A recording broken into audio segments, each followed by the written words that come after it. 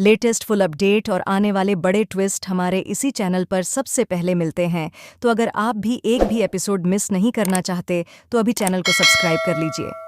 दोस्तों, कहानी का माहौल अब पूरी तरह बदल चुका है। हवेली के अंदर हर तरफ डर और बेचैनी है। रात गहरी हो चुकी है, लेकिन किसी की आंखों में नींद नहीं है। हर किसी को बस एक ही बात परेशान कर रही है। आखिर कंपाउंडर कहाँ गायब हो गई और तहखाने में ऐसा क्या छुपा है जिसे इतने सालों से सबसे छुपाया गया? त्रिपुरारी की आंखों में गुस्सा साफ दिखाई दे रहा था।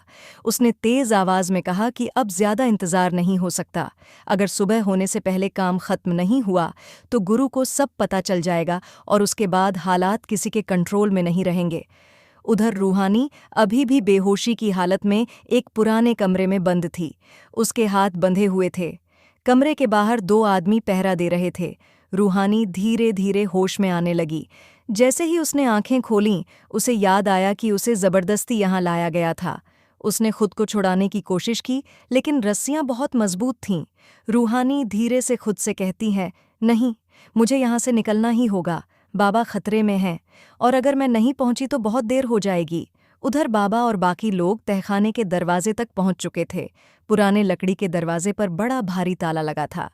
बाबा ने दीवार को ध्यान से देखा और बोले, यह सिर्फ दरवाज़ा नहीं, इसके पीछे कोई बहुत बड़ा राज छुपा है। तभी अचानक हवेली की सारी लाइट बंद हो जाती है। चारों तरफ अंधेरा, हवा और तेज हो जाती है। किसी के कदमों की आवाज़ सुनाई देती है। सब घबरा जाते हैं। बाबा धीरे से बोलते हैं, कोई हमारे आसपास है। और तभी अंधेरे में किसी की परछाई तेजी से निकलती है। एक चीख सुनाई देती है। सब लोग इधर उधर भागते हैं। जैसे ही दीपक जलाया जाता है तो सामने फर्श पर खून की कुछ बूंदें दिखाई देती हैं। सब हैरान। त्रिपुरारी गुस्से में चिल्लाता है, जिसने भी खेल खेलना शुरू किया है सामने आ जाए। लेकिन सामने कोई नहीं आता। उधर रूहानी ने किसी तरह अपने हाथ की रस्सी ढीली कर ली थी। उसने कमरे की खिड़की तोड़ने की कोशिश की। तभी बाहर पहरा दे रहे आदमी को आवाज़ सुनाई देती है। वो दरवाज़ा खोलकर अंदर आता है, लेकिन जैसे ही अंदर आता है, रूहानी पास रखा पीतल का दिया उठाकर उसके सिर पर मार देती है। आदमी नीचे गिर जाता है। रूहानी तेजी से भागती है, हवेली के पीछे वाले रास्ते की तरफ दौड़ती है। उधर बाबा ने जैसे ही तहखाने का ताला तोड़ने की कोशिश की, तभी दरवाज़ा अपने आप खुल जाता है। अंदर से ठंडी हवा निकलती है। सभी लोग नीचे उतरते हैं। तहखाना बहुत बड़ा था। दीवारों पर पुराने निशान बने थे। बीच में एक बड़ा संदूक रखा था। बाबा धीरे से आगे बढ़ते हैं। जैसे ही संदूक खोला जाता है, सबकी सांसें रुक जाती हैं। अंदर बहुत पुराने कागज़, कुछ तस्वीरें और एक लाल कपड़े में लिपटा हुआ डिब्बा था। बाबा ने तस्वीर उठाई और तस्वीर देखते ही उनके हाथ कांपने लगे। उन्होंने धीरे से कहा, ये कैसे हो सकता है? बाकी लोग पूछते हैं, बाबा क्या हुआ? बाबा तस्वीर दिखाते हैं। तस्वीर में त्रिपुरारी और गुरु दोनों साथ खड़े थे, और उनके बीच में वही बच्ची थी जिसे सब सालों पहले मरा हुआ मान चुके थे।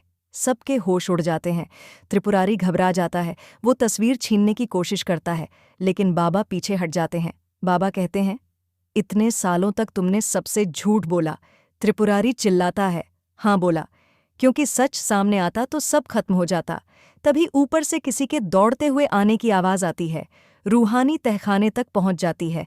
वो जोर से चिल्लाती है, बाबा संभल जाइए। सब पीछे मुड़कर देखते हैं। रूहानी रोते हुए कहती है, त्रिपुरारी आपको धोखा दे रहा है। उसने हमलावर बुलाए हैं। वो सुबह होने से पहले सब खत्म करना चाहता है।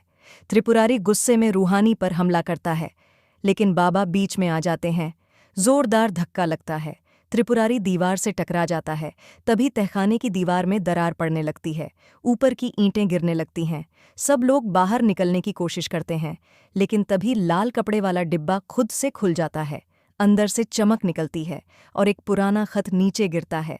बाबा खत उठाकर पढ़ते हैं। उसमें लिखा था, अगर ये खत किसी के हाथ लगा है तो समझ लो असली वारिस जिंदा है और हवेली उसी की है। सब सन्न। रूहानी भी हैरान। त्रिपुरारी के चेहरे का रंग उड़ जाता है। वो धीरे से कहता है, नहीं, ये सच नहीं हो सकता। बाबा पूछते हैं, कौन है असली वारिस? त्रिपुरारी पीछे हटने लगता है। तभी हवेली के बाहर घोड़ों की आवाज़ सुनाई देती है। हमलावर आ चुके थे।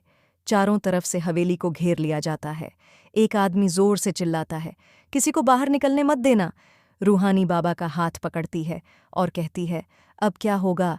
बाबा कहते हैं, अब सच सामने आएगा, चाहे कुछ भी हो जाए। तभी हवेली का मुख्य दरवाज़ा टूटता है। हमलावर अंदर घुसते हैं। लड़ाई शुरू हो जाती है। त्रिपुरारी मौका देखकर भागने लगता है, लेकिन रूहानी उसका रास्ता रोक लेती है। वो कहती है, आज कोई नहीं भागेगा। त्रिपुरारी गुस्से में कहता है, तुम नहीं जानती सच क्या है।